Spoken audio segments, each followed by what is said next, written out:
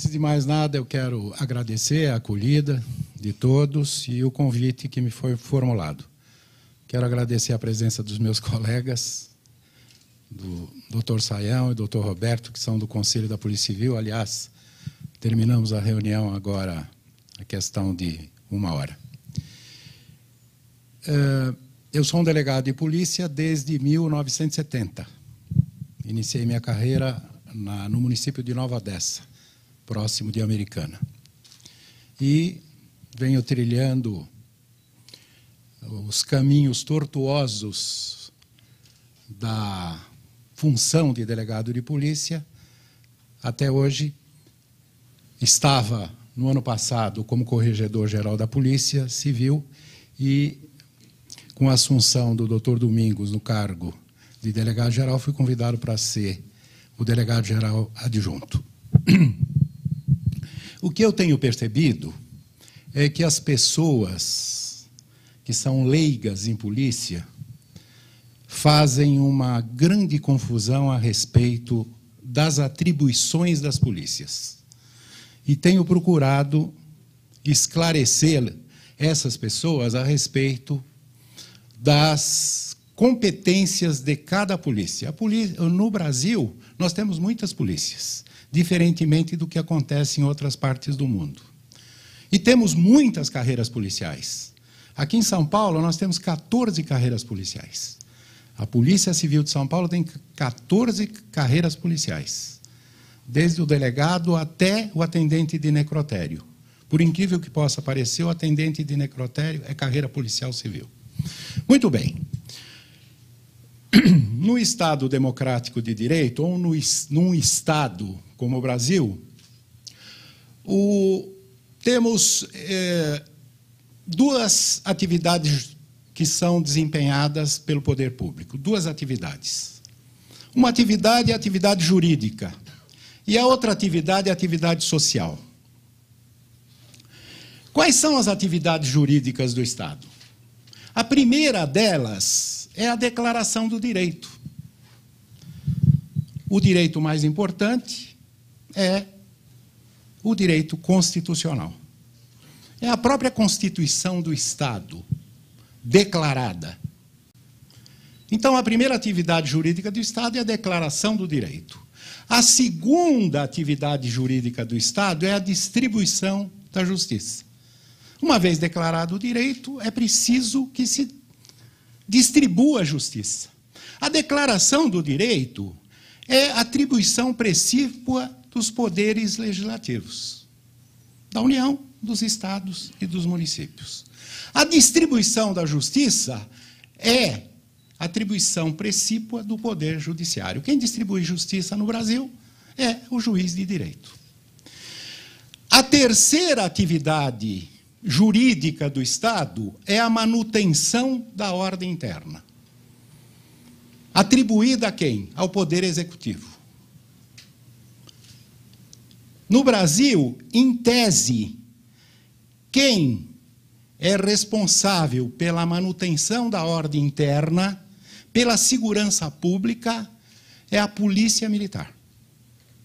E a quarta atividade jurídica do Estado é a defesa da nação contra o inimigo externo. A responsabilidade pela defesa da nação contra o inimigo externo também é do Poder Executivo, através das Forças Armadas. Muito bem. Onde nós colocamos a Polícia Civil dentro desse contexto das atividades jurídicas do Estado? Antes é preciso dizer que o Estado também desempenha atividades sociais.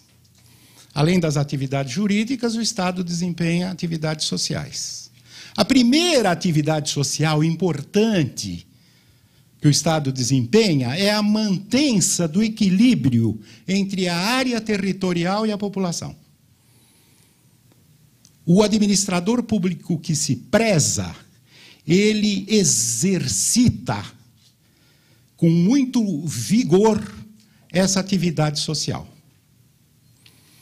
A segunda atividade social, as outras atividades são no campo da saúde, da educação, da ordem econômica, etc. e tal. Muito bem.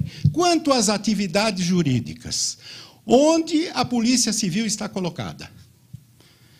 A segunda atividade jurídica que eu disse é a distribuição da justiça.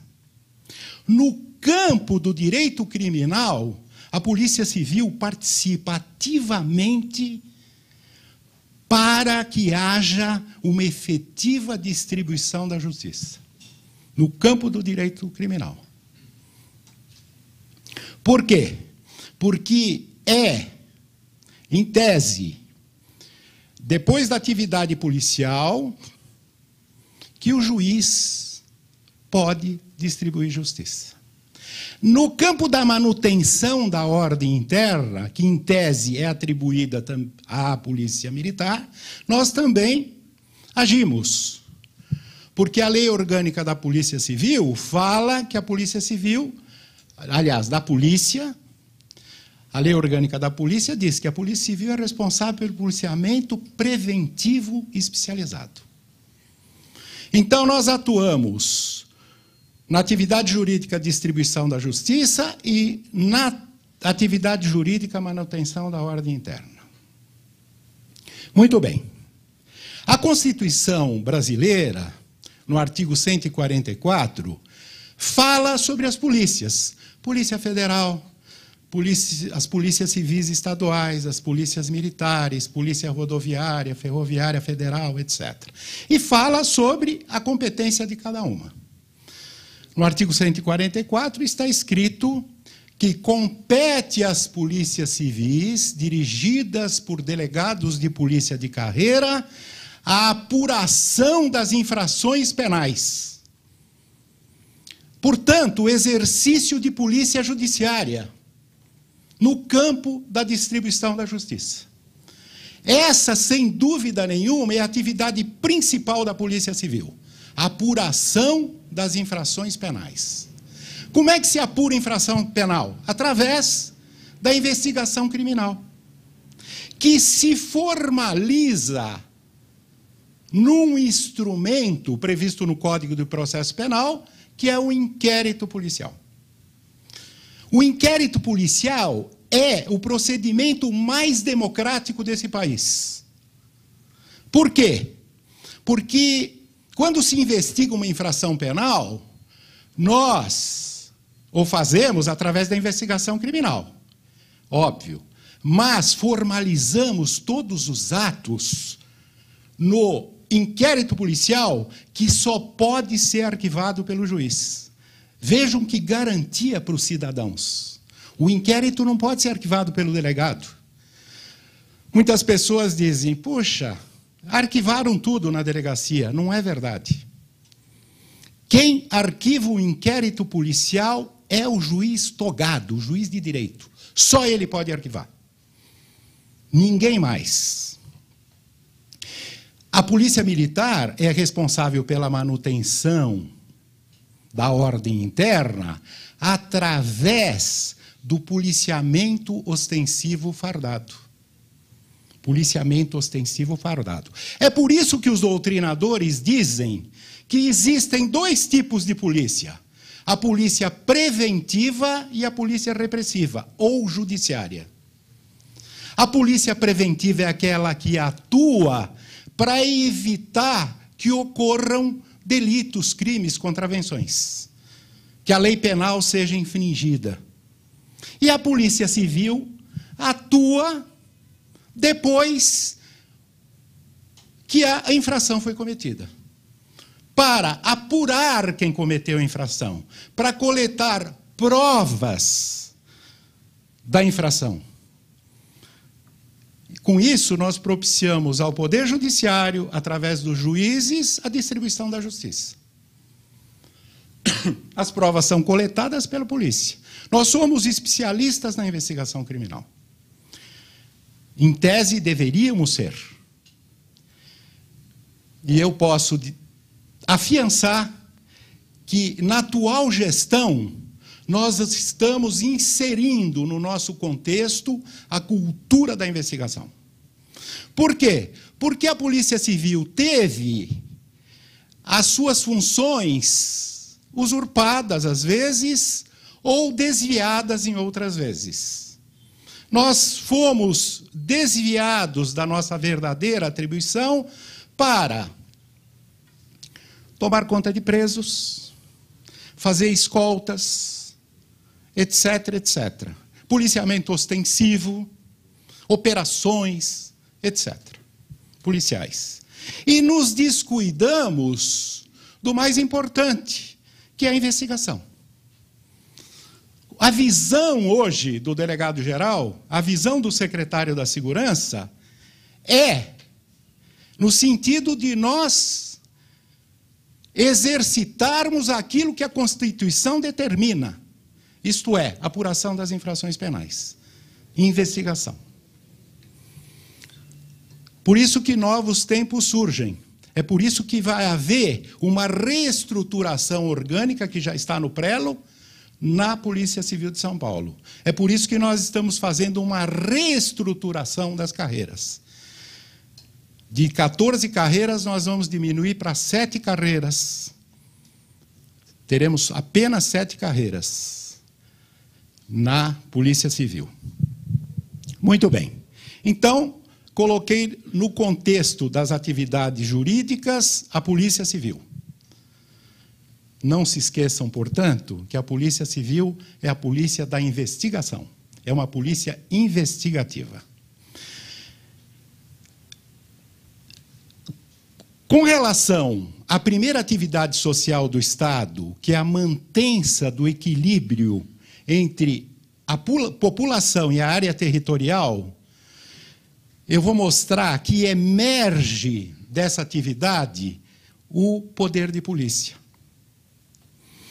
Por que acontecem tantos conflitos na periferia de São Paulo? Porque não existe o equilíbrio entre a área territorial e a população. Haja vista o que se vê numa favela. Numa favela, é muita gente ocupando pequenos espaços. Os conflitos emergem naturalmente. Eu sempre digo que se 20 pessoas alugam um apartamento no litoral, para passar lá uma semana, um espaço exíguo, no começo tudo bem, no primeiro dia todos felizes, todos sorridentes, depois começam a surgir os conflitos. É um que usou um prato e não lavou, o outro que ficou muito tempo no banheiro, e todo mundo tem que ocupar o banheiro, o outro que deixou areia no box, e assim por diante, os conflitos emergem, e muitas vezes os ocupantes daquele imóvel chegam às vias de fato. Cabe ao Estado, através do poder de polícia, impedir que haja esse desequilíbrio entre a área territorial e a população. Poucos autores falam sobre esse poder de polícia que emerge da necessidade do desequilíbrio, portanto, da desídia do governante. Muito bem. Além disso, nós, tendo em vista que o nosso país ainda não é um país de primeiro mundo, nós trabalhamos muito com assistência social nas nossas unidades, principalmente nas unidades de polícia territorial. Por quê? Porque as pessoas, principalmente as pessoas carentes, procuram a delegacia de polícia como tábua de salvação. É o último lugar a ser procurado. Eu preciso de uma orientação. Eu preciso que o delegado resolva o meu problema. Afinal de contas, para ser delegado precisa ser bacharel em direito. É uma exigência. Ninguém pode prestar o concurso se não for bacharel em direito, para delegado de polícia. E eu tenho relatado em todos os lugares onde eu vou, alguns casos que acontecem para mostrar que a nossa atividade não é apenas uma atividade formal de polícia investigativa. Por quê? Porque nós temos que ser, acima de tudo, caridosos com os nossos cidadãos carentes. Eu fui plantonista em Santo André. Santo André, está aqui o diretor do departamento, e ele sabe disso, é um lugar movimentadíssimo. É um lugar de grande movimento policial. E num dos meus plantões, ainda antes de ser o seccional, óbvio, num dos meus plantões, no começo do plantão, às 20 horas, um plantão de 12 horas que vai até às 8 horas da manhã, 3 moças jovens apareceram no plantão com o ofício de um professor. Elas faziam serviço social, portanto, já estavam no 4º ano, eram quase assistentes sociais. Estavam com o ofício de um professor e um trabalho que o professor passou a elas era de permanecer 12 horas no plantão, para que elas analisassem os problemas sociais que chegam num plantão policial. E eu as recebi bem e disse: vocês vão assistir a tudo que vai acontecer. Todas as ocorrências que serão apresentadas, vocês vão ter conhecimento. Perto de meia-noite, a Polícia Militar apresentou 2 meninos que perambulavam nas cercanias da estação férrea, estação ferroviária. Muito bem. Um menino tinha 7 anos e outro 5. Um de 7 e outro de 5. 2 irmãos. Era praxe, quando crianças abandonadas eram encontradas no território do município, a Polícia Militar levar ao delegado de plantão. O delegado de plantão fazia a apresentação ao juiz de menores, essa era a terminologia antiga, né? E recolhíamos, se não encontrássemos os pais dos menores, recolhíamos numa casa mantida lá por uma sociedade católica que existia em Santo André. Como as 3 moças estavam presentes, eu quis mostrar esse drama da criança abandonada. O menino de 5 anos mal se comunicava, o de 7 se comunicava relativamente bem. O de 7 anos, eu perguntei: você tem pai, tem mãe? Ele disse: tenho. Onde você mora? Na favela Sacadura Cabral. Quem conhece Santo André sabe que essa favela existe até hoje e fica nos limites dos municípios Santo André e São Bernardo. Então eu disse para o policial militar: você leva um deles e traga pai ou mãe aqui. Muito bem. Pouco depois, o policial militar trouxe pai e mãe. A mãe era uma mulata, o pai, loiro, de olhos azuis, ambos do Maranhão. Ele estava com o braço esquerdo engessado na tipóia, semi-embriagado ainda, porque ele foi retirado da cama, mas estava semi-embriagado. Ela falante, grávida e com uma criança no colo. Ele encostou na parede, até para se equilibrar, ela ficou na minha frente, eu tinha os meus auxiliares e, além disso, as 3 estudantes. Então, eu fiz várias perguntas.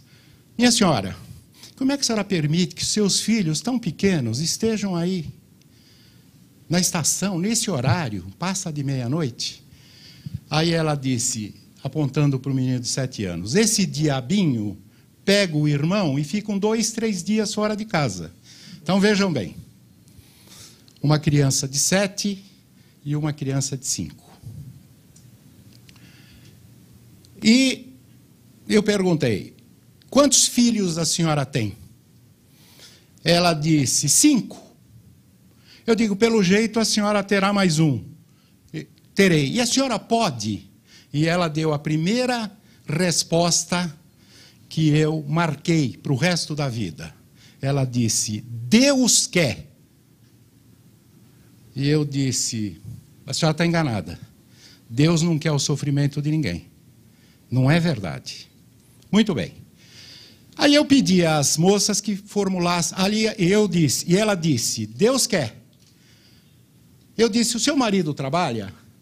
Ela disse, não, ele é bêbado, ele vive tomando cachaça, ele faz uns biscates por aí, mas insuficientes para sustentar a família. Aliás, eu não me dou com ele há 5 anos. Eu digo, a senhora não se dá com seu marido há 5 anos? Então esses filhos mais novos não são do seu marido. Aí ela se irritou comigo. Ela, com o dedo em riste, ela disse, o senhor está pensando que eu sou o quê? Eu sou uma mulher honesta. Eu digo, não. Eu não duvido da honestidade da senhora. É que a senhora diz que não se dá com seu marido e os filhos são do seu marido. Aí ela, a segunda resposta que eu guardei. E guardarei até o resto da vida. Eu não me dou com ele, mas a minha obrigação de mulher eu faço. Então foi a segunda resposta que marcou. Aí eu pedi às moças que fizessem as perguntas, e elas fizeram várias perguntas. Uma delas, várias perguntas interessantes, até para ilustrar o trabalho que elas tinham que fazer durante aquela noite. E uma das perguntas foi, da menina, por que a senhora, já que a senhora tem que fazer a sua obrigação de mulher, por que a senhora não toma anticoncepcional? E ela disse, filha, o que é isso? Então foi a terceira resposta que me marcou. E esses casos desembocam nos plantões policiais todos os dias. Vejam como é importante a função do delegado, de orientação. Como é importante o delegado orientar pessoas que são mal informadas, que não sabem nada da vida, que colocam filhos no mundo e esses filhos ficam ao Deus dará. Um menino de 5 anos e um de 7, por volta de meia-noite, na estação. Segundo a mãe, ficam 2, 3 dias fora de casa por causa desse diabinho. Muito bem. Eu quis mostrar como o delegado precisa ser eclético. Agora, é preciso que o delegado seja vocacionado. Porque em todas as profissões existem pessoas não vocacionadas, que viram as costas para os problemas. Nós temos que enfrentar de rijo os problemas. Só que o nosso problema maior é o problema do crime. O problema do crime. Eu trouxe uma estatística aqui para mostrar como anda o crime. Bom, o crime terrível, como disse o senhor, na escala de valores dos bens que constam da Constituição, a vida é o principal. Depois a liberdade, depois a segurança, depois a propriedade. São os 4 direitos fundamentais do cidadão. É vida, liberdade, segurança e propriedade. É nessa ordem que o legislador fala nesses direitos. Então, os crimes dolosos. Em 2001, nós tivemos no estado de São Paulo 12.529 homicídios. 12.529. Nenhuma guerra das últimas nós tivemos tantas vítimas. Em 2002, 11.855. Em 2003, 11.001. Em 2004, 8.941. Em 2005, 7.237. Em 2006, 6.143. Em 2007, 4.909. E 2008, 4.431. No estado de São Paulo. É um número grande, elevado, mas ele está caindo bastante. É um número muito elevado, muito elevado. Por que nós temos que investigar bem? Por que nós temos que ter recursos materiais e humanos para investigar bem? Porque o sentimento de impunidade é deletério para todos nós, cidadãos. Porque o indivíduo, quando ele comete uma infração penal, se ele tiver a certeza que não vai cumprir a pena, ele comete 1, 2, 3, 5, 10 infrações penais. Mas quando ele sabe que vai cumprir a pena, ele pensa 2 vezes antes de cometer a infração penal. Aliás, o Beccaria, em 1774, o Beccaria escreveu um livro fantástico dos delitos e das penas. Em 1774 ele escreveu. Ele disse: a certeza do cumprimento da pena é a melhor forma de se prevenir a criminalidade. Então, embora nós não sejamos responsáveis pela prevenção, se o nosso trabalho de investigação for profícuo, se o juiz puder distribuir justiça efetivamente, simples fato de não haver impunidade faz com que nós tenhamos uma participação direta na prevenção. Porque a prevenção, na realidade, pertence à Polícia Militar. A Polícia Militar tem que ocupar lógica, racionalmente, os espaços para inibir aquele que pretende praticar uma infração penal. Essa é a função mais importante da Polícia Militar. É a ocupação dos espaços. Óbvio que em São Paulo me parece que são 80 mil quarteirões. É difícil ocupar todos os espaços, né? Por isso é que se faz a estatística policial para saber das incidências. Então, o deslocamento do policiamento vai sendo feito de acordo com maior ou menor incidência de infrações penais ou de ocorrências. Eu disse que nós formalizamos a investigação através desse instrumento maravilhoso que se chama inquérito policial. Eu defendo com unhas e dentes o inquérito policial porque poucos países democráticos têm um instrumento tão democrático a serviço da polícia como o inquérito policial. Só que, hoje, em razão da celeridade, porque o maior reclamo da população, quando se pergunta, se faz uma enquete no viaduto do Chá, o cidadão arguido pode ser até analfabeto. Quando perguntam qual é a maior reclamação que você faz da justiça brasileira, ele fala morosidade. A morosidade. A morosidade. Então, em nome da celeridade, nas infrações de menor potencial ofensivo, não se apura através de inquérito policial. Houve uma redução bastante grande. Então, se apura através daquilo que o legislador chamou de termo circunstanciado. É quase que um boletim de ocorrência. Quando a lei surgiu porque houve um movimento mundial. Um movimento mundial. Os criminólogos do mundo, em consenso, disseram: é preciso reprimir as infrações de menor potencial ofensivo. Por quê? Porque está provado que o criminoso contumaz hoje começa praticando infrações de menor potencial ofensivo. Se ele for reprimido com rigor e vigor quando cometer essa infração, essa repressão serve como inibidora para a prática de infrações maiores. Então, os criminólogos, em consenso, dizem isso. Há consenso dos criminólogos no mundo inteiro. Foi por isso que se criou, nos Estados Unidos, em especial em Nova York, a tolerância zero. Com base em 2 criminólogos do outro extremo dos Estados Unidos, da Califórnia, se criou a tolerância zero, com a famosa vidraças quebradas, teoria das vidraças quebradas. Aqui, criaram uma lei, em 95, que é a Lei 9.099. A Lei 9.099, em que as infrações de menor potencial ofensivo não são suscetíveis de penas privativas de liberdade. Não se lavra um auto de prisão em flagrante contra alguém que está praticando uma infração de menor potencial ofensivo.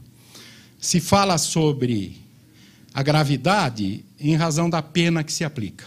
Muito bem. Então, o espírito da lei é um, mas na prática as coisas acontecem de forma diferente. o princípio ou critério da celeridade foi jogado numa lata do lixo. Por quê? Só na comarca de São Paulo hoje, as infrações de menor potencial ofensivo, a audiência de conciliação, está sendo feita aí por volta de 2 anos depois. E as audiências são coletivas.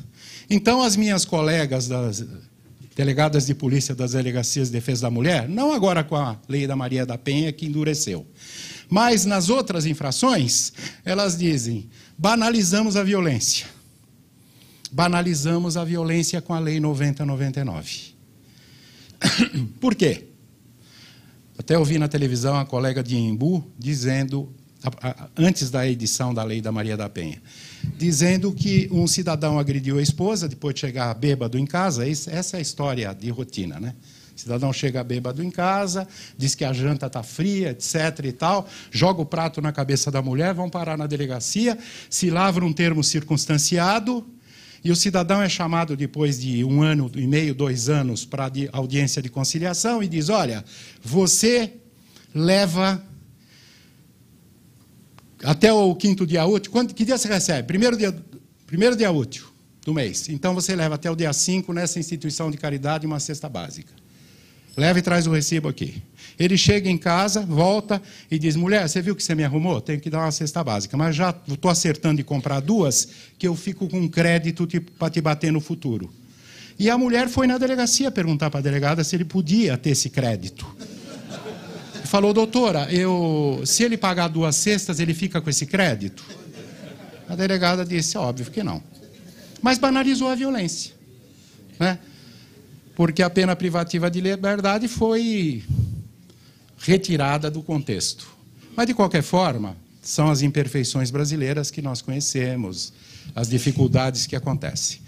Muito bem, eu fui claro com relação à atribuição das polícias. Quando o legislador fala que a Polícia Civil, dirigida por delegados de polícia de carreira, é responsável pela apuração das infrações penais, o legislador diz também, exceto aquelas que são de competência da Polícia Federal e exceto as infrações militares.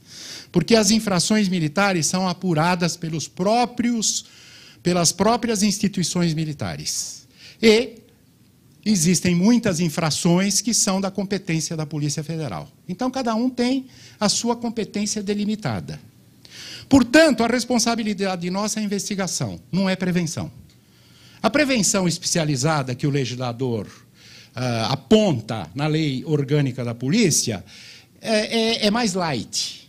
Então, quando eu edito um livreto, uma cartilha, para dizer, olha, você mora em prédio, então tome esses cuidados, porque os ladrões estão usando dos condomínios para oferir as suas vantagens, os seus objetos, etc. e tal. Então, tomem os cuidados. A gente edita uma cartilhinha, um panfleto, etc. Isso é policiamento preventivo especializado. O policiamento ostensivo, fardado porque a polícia militar é militar. Polícia militar é militar. Se esse policiamento estivesse sendo realizado pelas guardas civis metropolitanas, não era policiamento ostensivo fardado, era policiamento ostensivo uniformizado. Né? Porque os civis podem usar uniformes, os civis não podem usar fardas. Quem usa farda é militar. Então, essa é a diferença entre as polícias. As diferenças estão nas atribuições. A responsabilidade da Polícia Civil, repito, a exaustão, que é apurar infrações penais através da investigação criminal que se formaliza através do inquérito policial. A Polícia Civil de São Paulo está se modernizando. Ela está se modernizando. Nós temos dito isso há muitos anos que nós dizemos que o plantão policial tem que ser o cartão de visitas da polícia. É preciso receber as pessoas bem. As pessoas que acorrem a um plantão policial, elas estão desesperadas por alguma coisa que aconteceu. Eu mesmo deixei meu carro na rua e fui no restaurante com a minha mulher. Quando eu voltei, o meu carro não estava mais. A sensação é a pior do mundo. A pior do mundo. Óbvio que eu fui bem tratado na delegacia, porque as pessoas me conhecem. Mas, e aqueles que são maltratados? Espera aí, senta aí. Nós estamos psicologicamente arrasados quando acontece. O crime contra o patrimônio, eu imagino um crime contra a vida. Não é? Um crime contra o patrimônio, o furto, não é tão traumático. O roubo, camarada com revólver na cabeça de um filho seu, da sua esposa, etc. Que trauma. E chegamos na delegacia, somos maltratados. Maltratados ou não? Talvez nem maltratados, mas um tratamento que não pode ocorrer. Quando nós falamos assistência social, nesse momento, o delegado ou os policiais da equipe têm que ter sensibilidade de oferecer um café, oferecer um copo d'água, dizer, olha, o senhor vai ter que esperar um pouquinho, porque tem muita gente na frente, mas eu já peguei os dados do seu carro e já estou transmitindo para as viaturas que estão nas ruas, inclusive para as polícias rodoviárias, estadual e federal. Então, fique tranquilo, senta, aconteceu, paciência, nós vamos fazer de tudo para recuperar o seu veículo, etc. e tal. Mas é preciso tranquilizar a vítima, é preciso tranquilizar a pessoa ofendida. Isso é uma pregação antiga, só que agora na prática nós estamos fazendo. Por que é que as pessoas não eram bem atendidas? Por que não se investigava? Porque o movimento é brutal. É brutal. Então, os recursos foram divididos porque as unidades policiais são criadas por decreto e os cargos são criados por lei. Então, vamos criando unidades. Vamos criando unidades. À vontade. Cria unidade. Cria. É bom criar. O governo tem interesse em criar unidades. E os cargos são criados concomitantes? Os cargos concomitantes àquelas unidades criadas? Não. Então, vamos ficando defasados de recursos materiais e humanos. O governo disse, basta, não vamos fazer mais isso. Não vamos fazer mais. O secretário disse, isso não vai ser feito mais. Não vamos fazer. Eu, de início, eu confesso aos senhores, eu falei assim, mais uma vez, eu estou sendo enganado e eu gosto de ser enganado. Mas as medidas que foram adotadas, e o Saião e o Roberto são testemunhas disso, as medidas que foram adotadas me levam a crer, um policial velho, de 1970, eu sou delegado, me levam a crer que os horizontes estão abertos. É por isso que eu aceitei falar aos senhores aqui. Porque eu sou muito cáustico nas críticas à minha instituição, que é uma das mais transparentes do mundo. Nós não resolvemos os nossos problemas interna corporis, não. Quando há uma mazela na nossa instituição, meia hora depois, todos os senhores sabem, porque a imprensa publica. Diferentemente de outras instituições que resolvem as suas mazelas interna corporis. É diferente. A Polícia Civil é muito transparente. Talvez por isso que ela não tenha tanta credibilidade. Mas a transparência, se exige transparência na Polícia Civil. É uma exigência nossa, da direção da Polícia Civil. Que sejamos transparentes, que o povo nos veja como nós somos. Como nós somos. Porque eu sei que muita gente tem uma ideia diferente de outras instituições, acham que são todos vestais, maravilhosos, não pode, não erram, insusceptíveis de erros. Por quê? Porque as mazelas são resolvidas interna corporis. O povo não fica sabendo.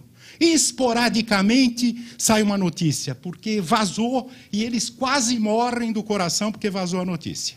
Mas nós não escondemos nada das pessoas. Eu considero a Polícia Civil, dos órgãos públicos brasileiros, a Polícia Civil de São Paulo, o mais transparente de todos. Eu considero uma observação sem corporativismo. Às vezes eu já até pensei de falar, de transmitir aos colegas, vamos ser mais discretos, vamos impedir. Depois eu digo, não, nós temos que mostrar, nós temos que nos depurar. nós temos que nos aperfeiçoar. Então, agora estão surgindo novas sistemáticas de trabalho com a diminuição de unidades policiais.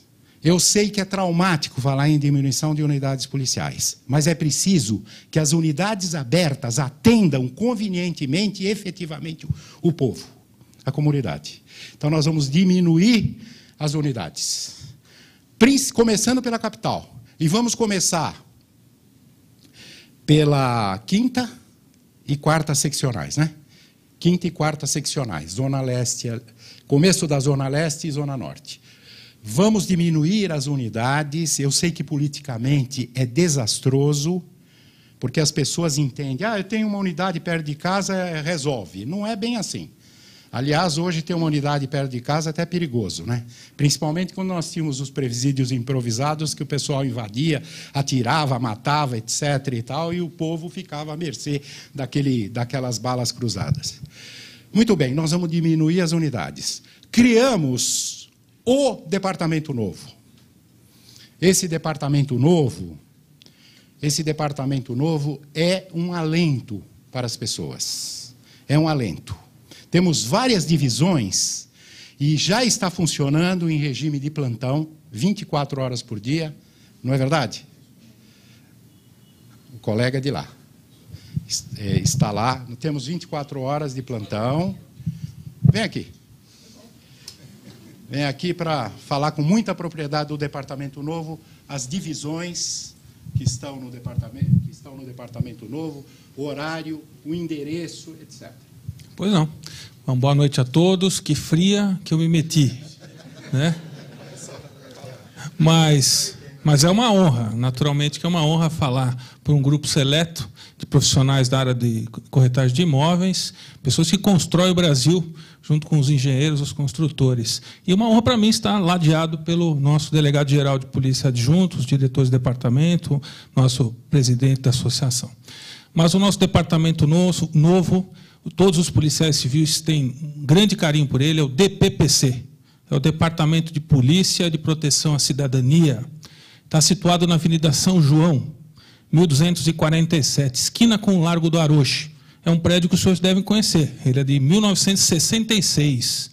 Ele tem uma arquitetura antiga, mas está sendo modernizado pela administração, até pela sua fachada, vale a pena conhecer, tem algumas fotos de São Paulo antigo.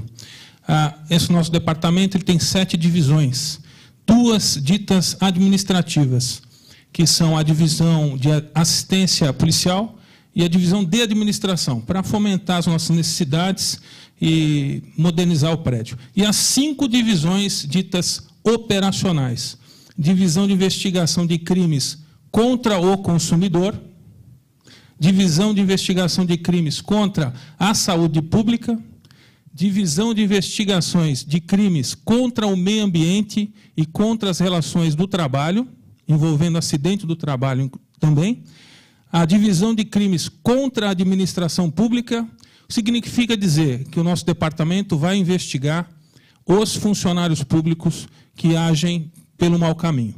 E, por fim, a divisão de investigações de crimes tributários, crimes contra a fazenda.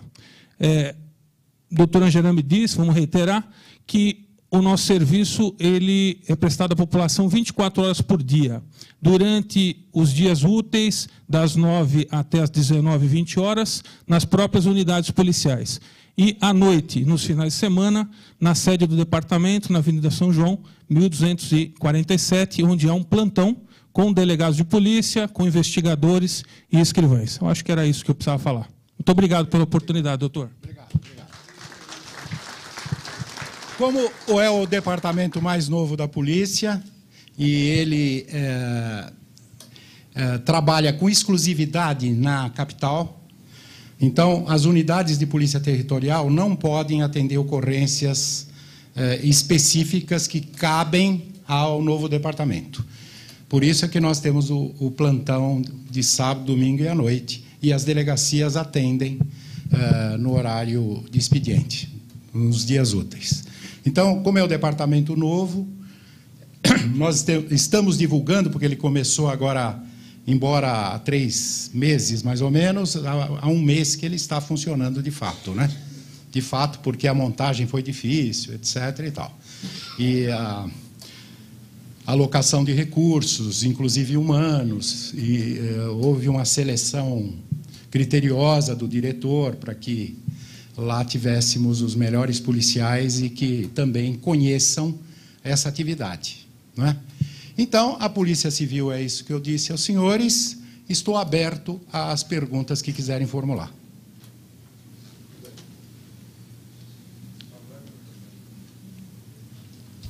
Pois não.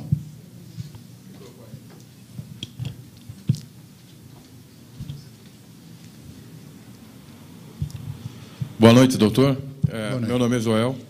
Eu, além de corretor de imóveis, sou advogado e também militei muito em processos administrativos, né, na corregedoria também. Só lembrando que o senhor falou, de fato, a Polícia Civil de São Paulo é realmente muito aberta para demonstrar as mazelas. A gente tem o caso da DISA de Guarulhos. Chegaram lá, prenderam todo mundo, saiu na televisão, mostrou tudo como é que era. Mas nós temos alguns casos, inclusive de um conhecido em comum, que a gente nota que o peso da opinião pública se sobrepõe à lei. O caso da doutora Enilda, com aquela denúncia dos 21 crimes de tortura, que, na verdade, não foi cometido por ela, né? Foi naquela invasão que a PM fez no 91, se não me engano, né? Acho que foi no 91. Não, acho que... Eu não estou lembrado, agora não estou lembrado, mas da doutora Enilda foi emblemático. Ela respondendo por um processo que, na verdade, ela não deu causa e não partiu dela a ordem da invasão. E aconteceu, inclusive, um fato inusitado, que eu achei até interessante, que os presos que tanto defendiam pediram a presença de um promotor de justiça, e lá eles, como dizem no jargão, zeraram um preso na frente do promotor de justiça para mostrar que eles tinham poder para fazer. Fazendo das suas palavras também as minhas, a Polícia Civil de São Paulo realmente paga o preço por mostrar suas mazelas. Também aquele caso emblemático do pessoal que estava envolvido no roubo de carga na Fernão Dias, né? Paga o preço disso. A Corregedoria tem atuado com severidade, eu acompanho bem isso, vejo bem isso, e há esses casos que eu digo que, na verdade, a Polícia Civil deveria examinar até com maior cuidado, como é esse caso dos policiais denunciados por crime de tortura em casos de invasão, quando eram agentes penitenciários e não investigadores de polícia, né, que era um desvio, efetivamente, da função. Como é que fica nesse tipo de caso? Como é que a polícia tem atuado nesse caso? E como é que é a posição do comando nesse tipo de assunto? Bom, a eleição direta dos governadores foi um divisor de águas. Não é? Foi um divisor de águas. Eu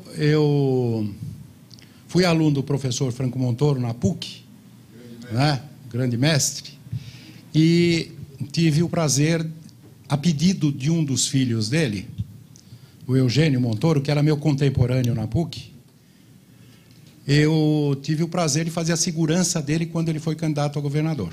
Então, nós saímos, eu viajava praticamente o estado todo, viajei praticamente o estado todo com ele. Então, foram adotadas algumas providências logo no começo do governo, não é? Algumas providências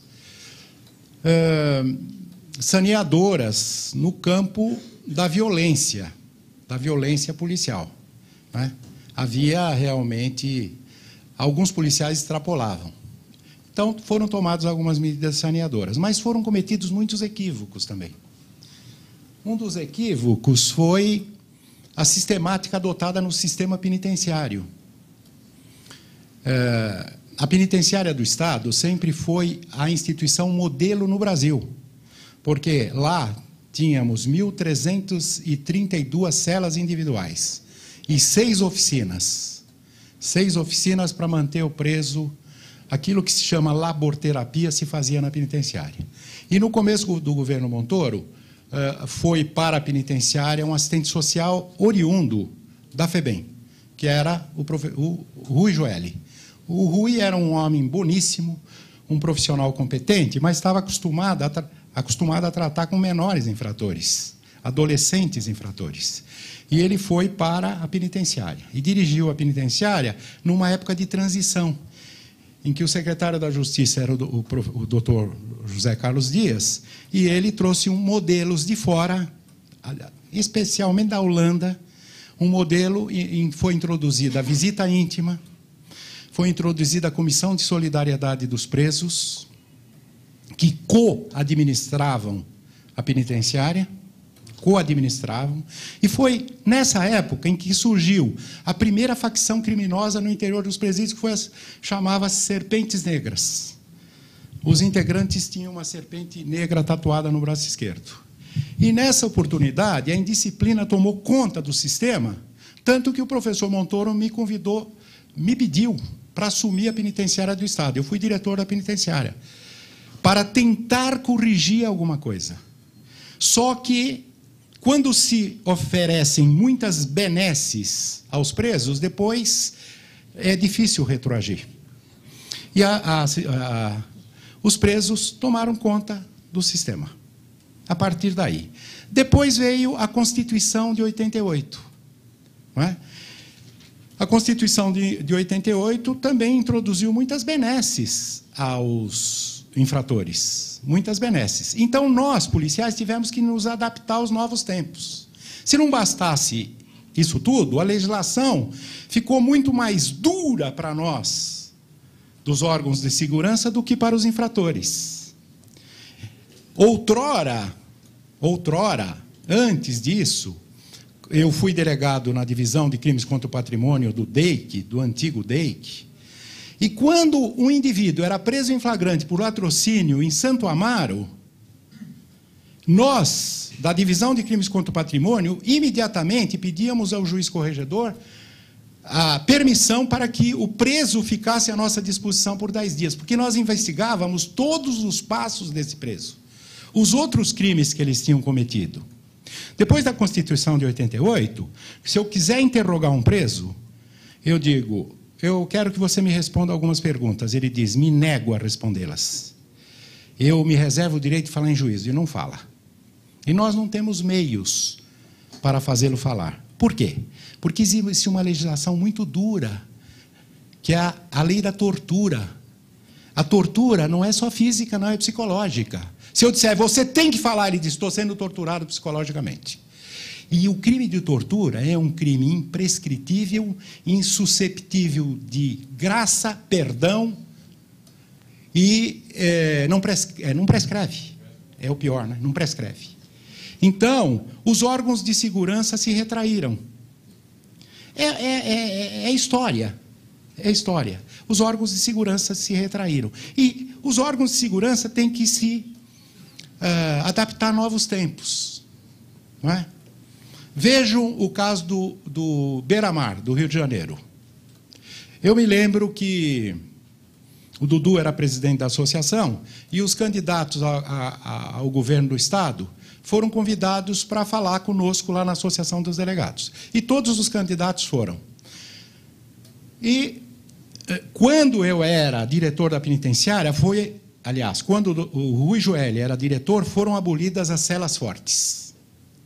E nós éramos fiscalizados, pelo menos por 10 pessoas por dia, para ver se as celas fortes tinham sido reativadas. E eu sempre defendi a permanência da cela forte, porque existem presos turbulentos que colocam em risco a vida dos funcionários do presídio ou da penitenciária e dos próprios presos. São indivíduos psicopatas perigosíssimos, que precisam ser isolados. E só podem ser isolados em celas fortes. Mas elas foram abolidas porque esse regime é desumano. Não pode acontecer. Não pode. Então, as celas fortes foram abolidas. Muito bem. Quando o Beira-Mar foi recebido pelo governo de São Paulo, aqui pelo Alckmin,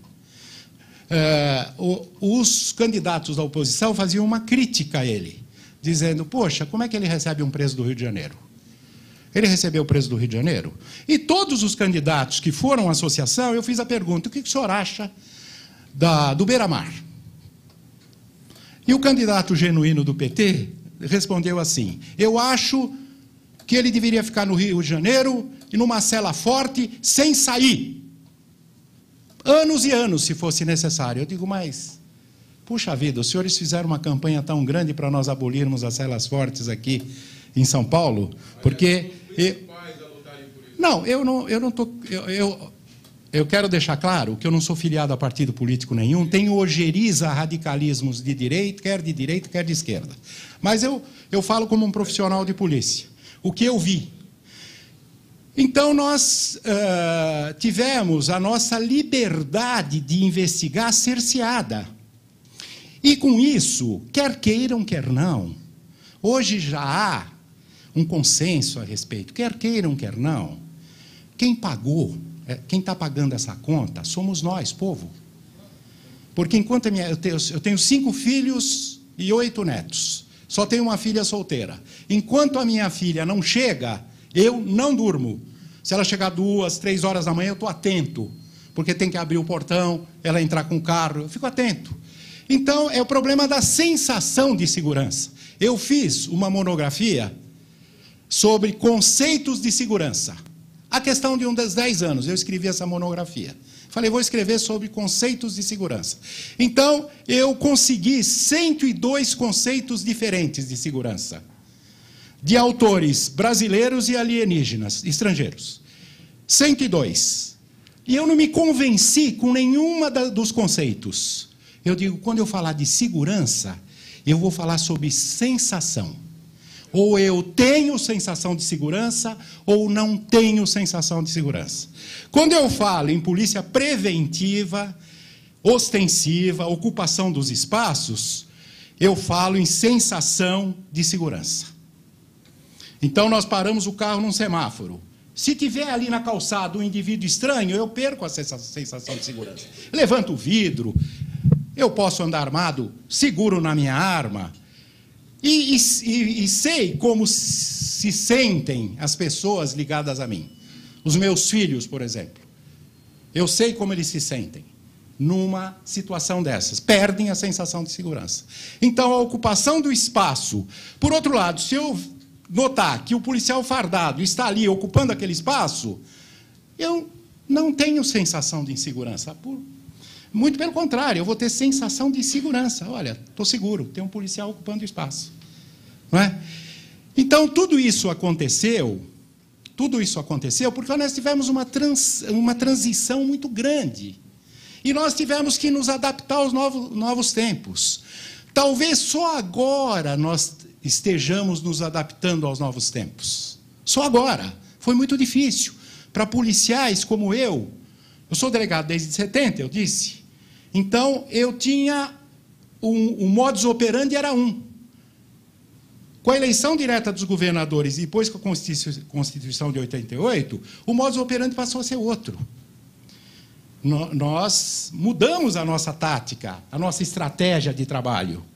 Foi uma coisa muito radical. Muito radical. Respondi essa pergunta?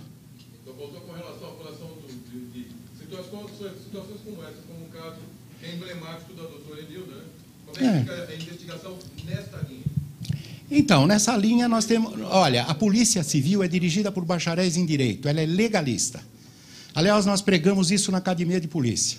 Quando o aluno senta, no primeiro dia, os professores que estão aqui, o doutor Roberto é professor, o Saião também é professor, o Jordão também. Nós, a primeira coisa que dizemos para o aluno, até para conscientizá-lo, e vamos além, condicioná-lo, não esqueçam que a Polícia Civil é legalista. A lei é a nossa mestra. Nós temos que cumprir a lei.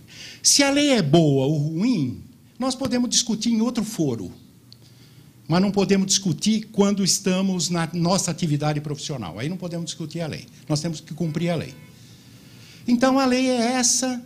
E eu quero deixar claro que nós temos ojeriza ao policial truculento, arbitrário, violento, venal, corrupto. Temos ojeriza.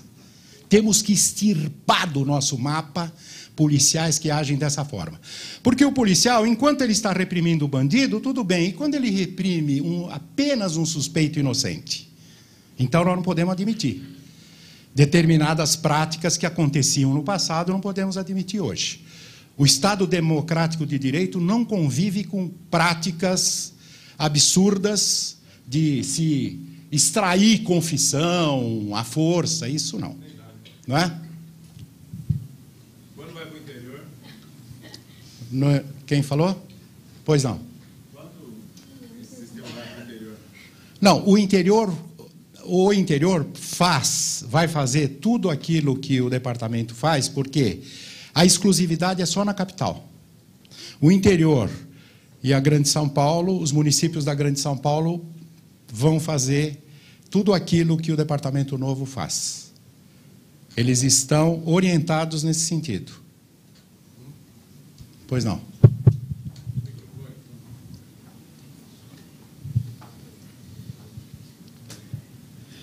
Doutor, é o seguinte, eu sou voluntário também nessa área de segurança. Há 12 anos eu faço parte do Conselho de Segurança, lá de Conselho de Segurança Alphaville e Tamboré. Acabei de tanto ir participando voluntariamente, acabei sendo presidente e estou reeleito agora. E o senhor estava ontem na reunião? Não. Ah, não foi? Não foi. Eu estava... O senhor fala reunião de São Paulo? Ontem teve uma reunião dos presidentes de conselhos. Acho que só foi capital, né? Que o doutor Domingos fez uma reunião. Ah, tá, não, então eu não estava sabendo, senão já teria dado um furo. Ele deve fazer com o pessoal da Grande São Paulo também. Ótimo. Então, eu gostaria de dizer o seguinte, realmente, a sua palestra aqui tem sido magnífica para a gente aqui, e eu que participo ativamente, eu sei da importância que é a investigação. E, aliás, nós estamos mandando lá para a coordenadoria do CONSEG, que é o nosso órgão, né? E com certeza vai chegar para a Secretaria de Segurança Pública o nosso pedido com relação à investigação, que é o que a gente tem sentido nesses 12 anos.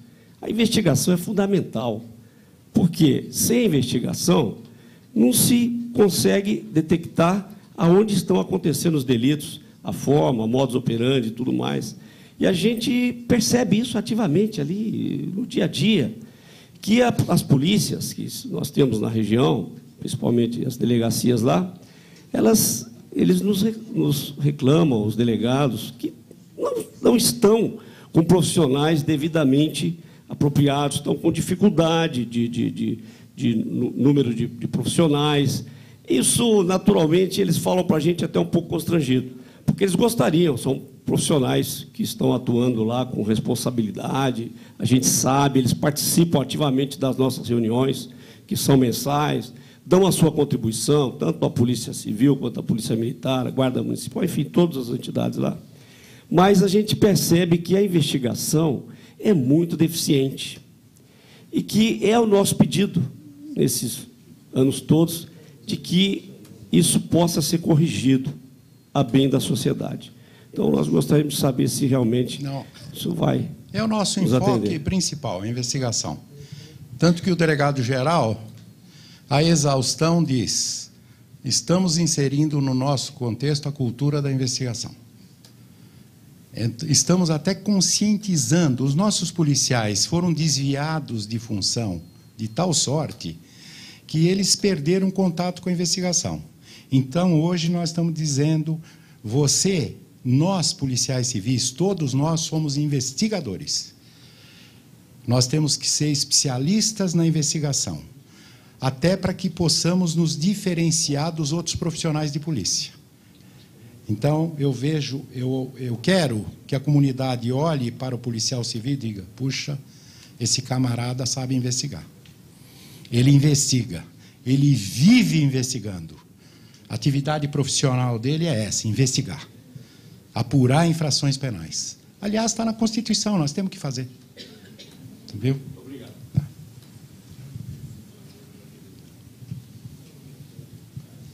Mais alguma pergunta? Presidente, por favor. fazer uma pergunta. Ah, tem aqui. Depois tem um colega lá atrás. Pode falar. Doutor, eu estou procurando uma explicação no tocante àquele desequilíbrio território-pessoa. E notei que nós temos uma cidade aqui em São Paulo que tem o maior adensamento, que é Diadema.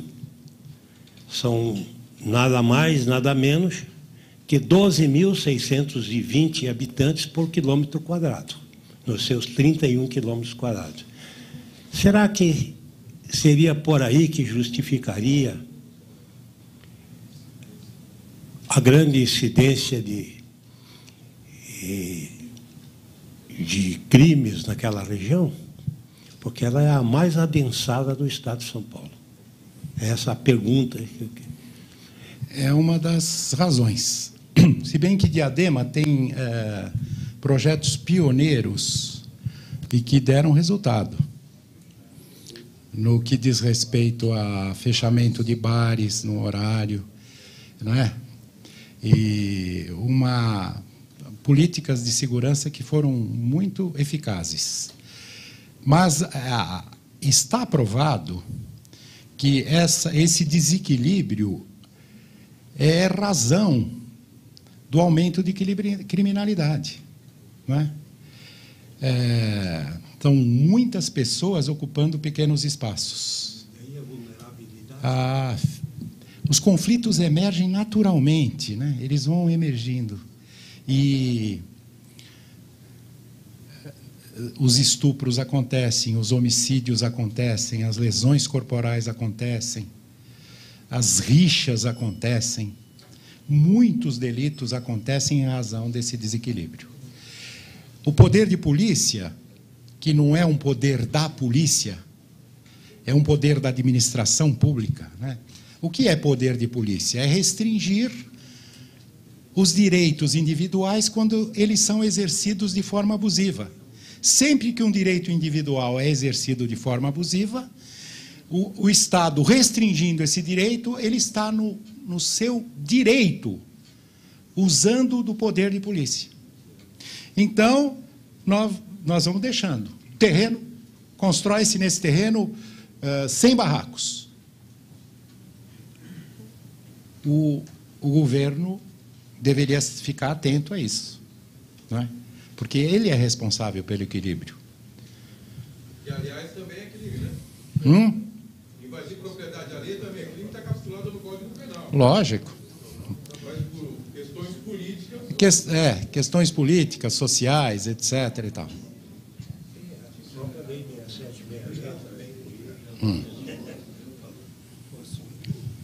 Alô, doutor Angerame, Aloísio, assessor do prefeito de São Paulo, Gilberto Kassab.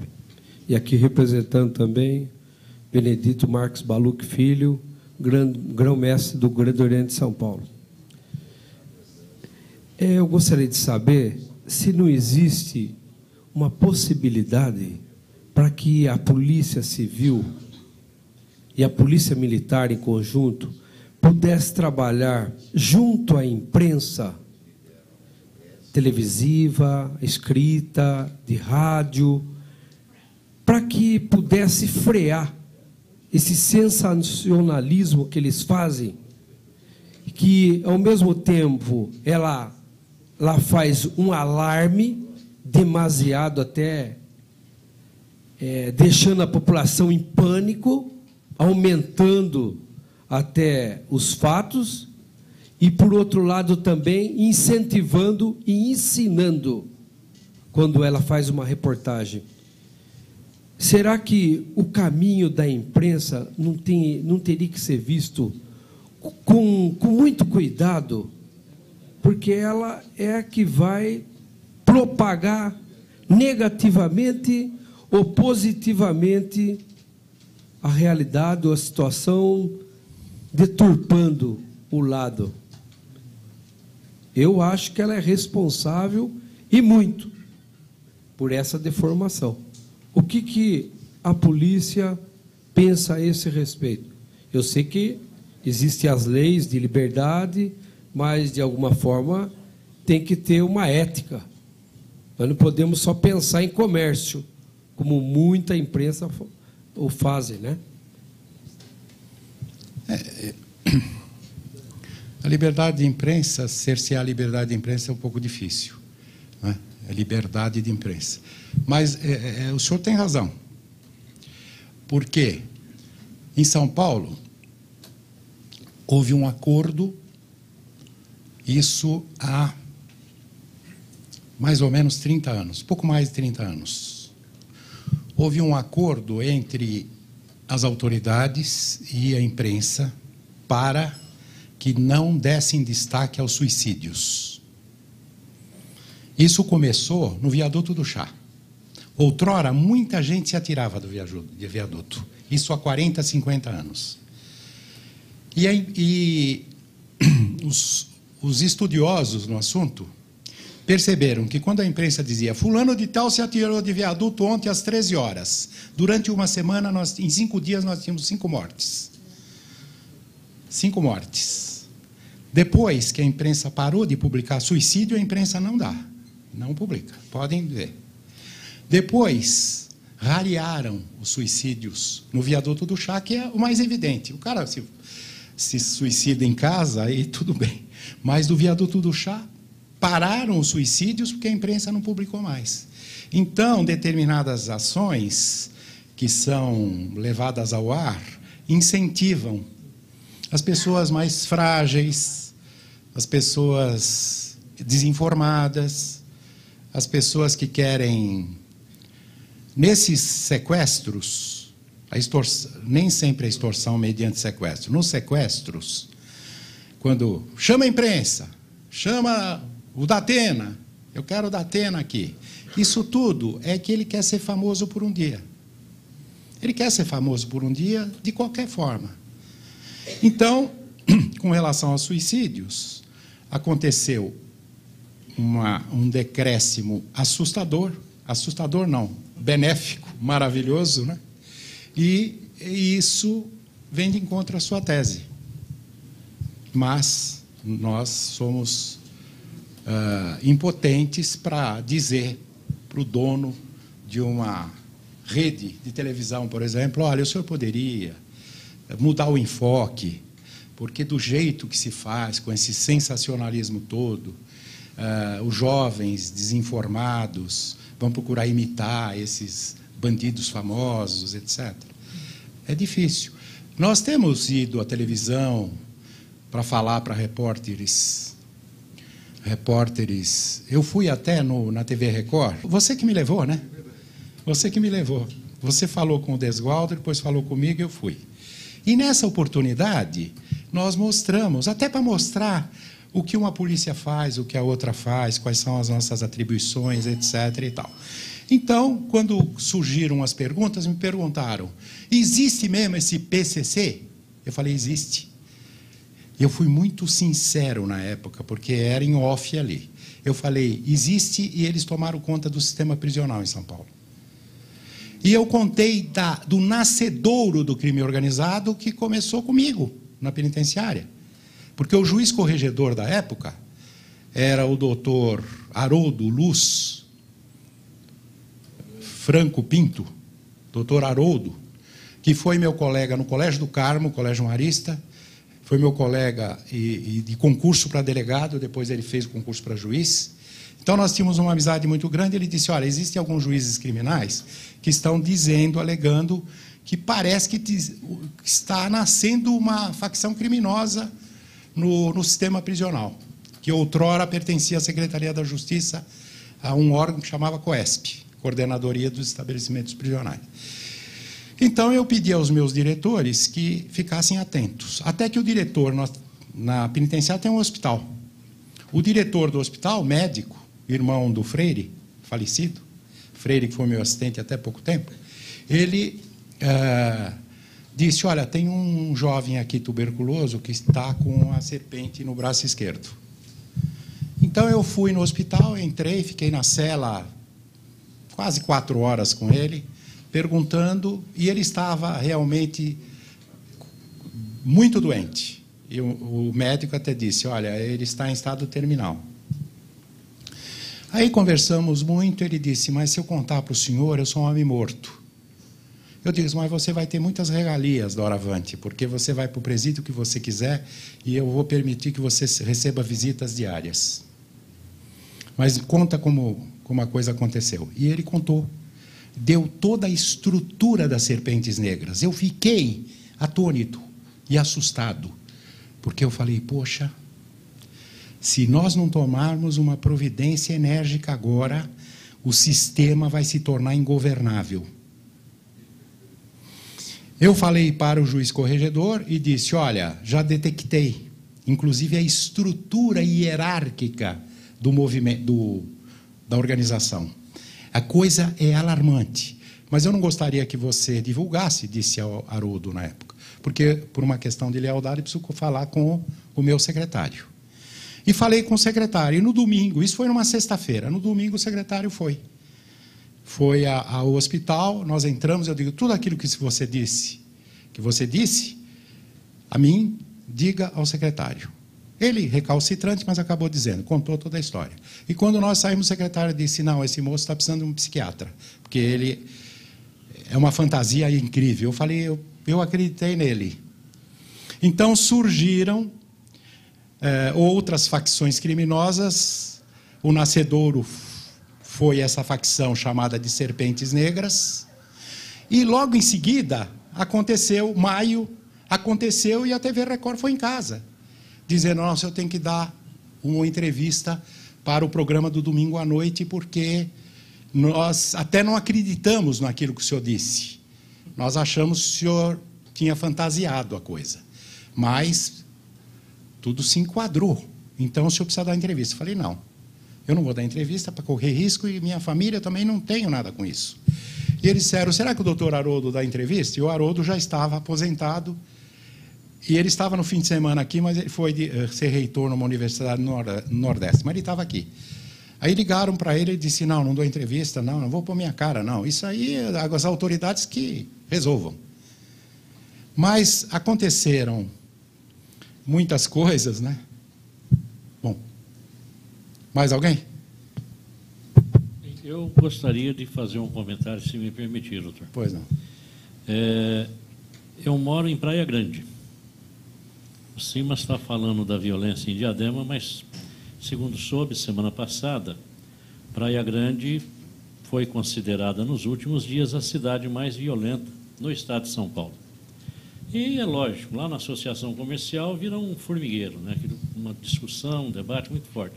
E terça-feira passada, na reunião do Rotary Club, eu estava lá, eu sou rotariano, aí o presidente falou, semana que vem nós temos que trazer aqui o delegado titular de polícia, porque essa violência não dá para continuar, precisamos cobrar dele uma posição e tal.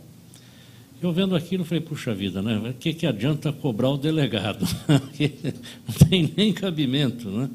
E Praia Grande sempre foi uma cidade muito difícil. E aí, um vereador, que é companheiro nosso do Rotary, falou, olha, eu vou dizer aqui para vocês, porque estamos fechados, o comércio está com um problema muito sério e isso não pode ser divulgado. Mas nós tivemos hoje uma reunião, e aí citou autoridades importantes da segurança pública, e falou, mas a reunião foi a portas fechadas, porque a imprensa não pode saber. Se isso for divulgado, o comércio vai sofrer as consequências.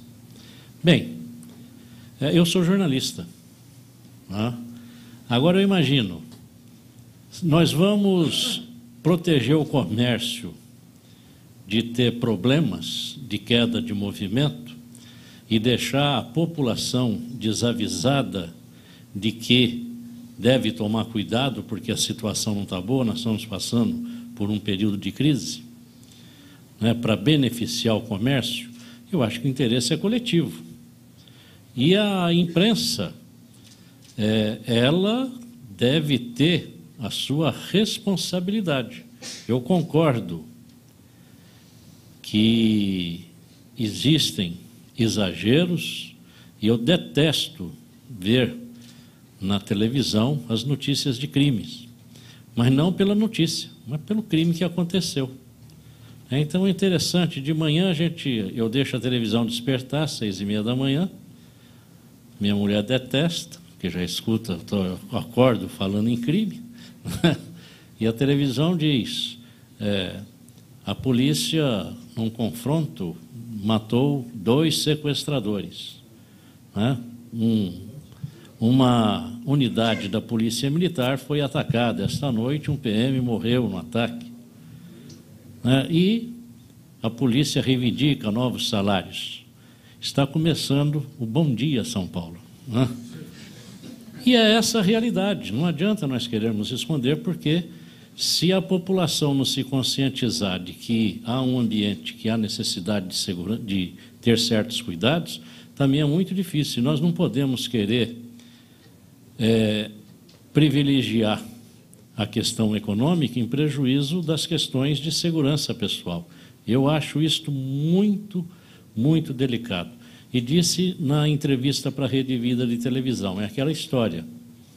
Quando precisa alguém ir numa delegacia de polícia, raríssimas vezes é por uma questão própria da pessoa, mas é por uma questão social, porque já falhou a habitação, já falhou a educação, já falhou a saúde.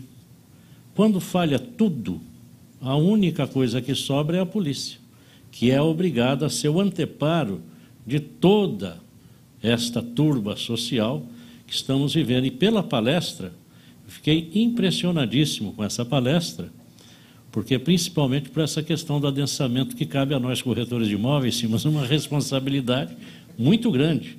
E quando nós estamos assistindo aí as forças poderosas do setor imobiliário, querendo de qualquer forma verticalizar a cidade, adensar ainda mais do que está, ao contrário de privilegiar a periferia, levando o progresso para a periferia da cidade, forçando a infraestrutura para a periferia da cidade, e assiste um depoimento como esse, evidente que é um argumento que nós temos que levar para a mesa, para o debate, quando formos conversar com os deputados, quando formos conversar com o ministro das cidades, enfim, nas reuniões em Brasília, colocar essa situação. Nunca tinha ouvido falar isso, primeira vez, o adensamento relacionado à violência.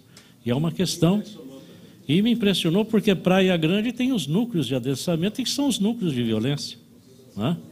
Então, eu acho que hoje nós tivemos aqui o privilégio de obter algumas informações de altíssimo nível e de nos conscientizarmos.